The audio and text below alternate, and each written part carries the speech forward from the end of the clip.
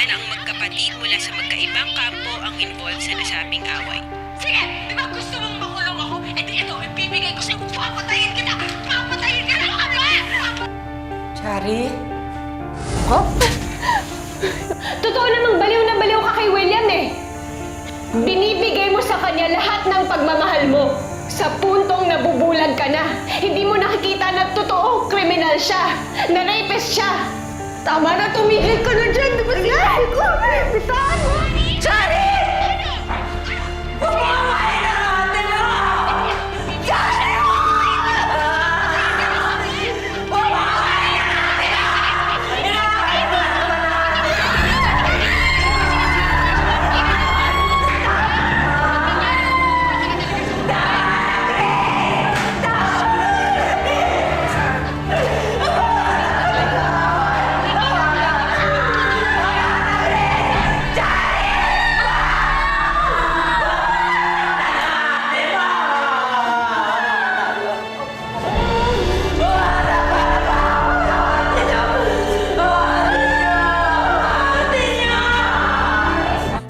Papunta na talaga ako nung tumawag kayo. Ano bang nangyari? Napanood niya kasi yung news. Nakita niya na magkaaway ka ng kapatid mo. Binigyan ko naman na siya ng pampakalma. Kaya wala lang po kayong dapat ipag-alala pa. Sige, dito lang po muna ako, attorney, ha? Salamat.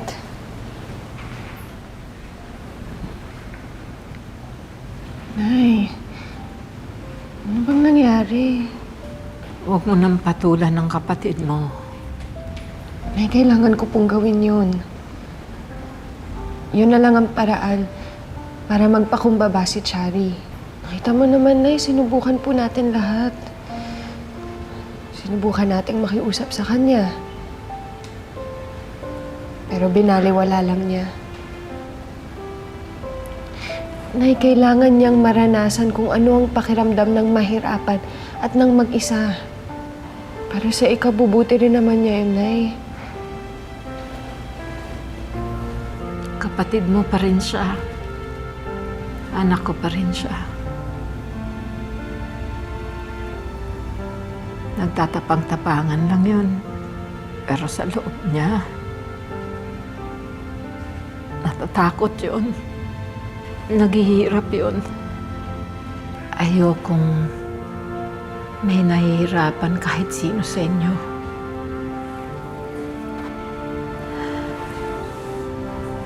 Pagpasensyahan mo na lang siya. Lawakan mo ang pangunawa mo. Ikaw naman ang panganay.